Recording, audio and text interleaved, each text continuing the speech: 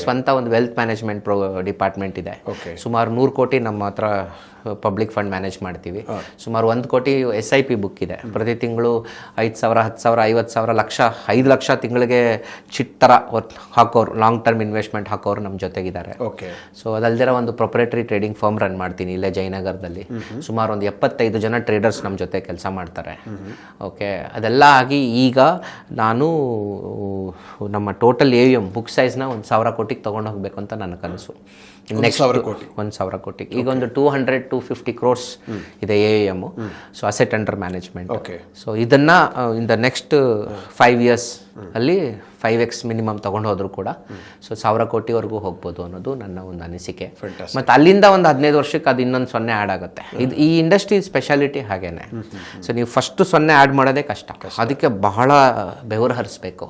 ಆಮೇಲೆ 2ನೇ 0 ಅಷ್ಟೇ ಎಫರ್ಟಿಗೆ ಬರುತ್ತೆ.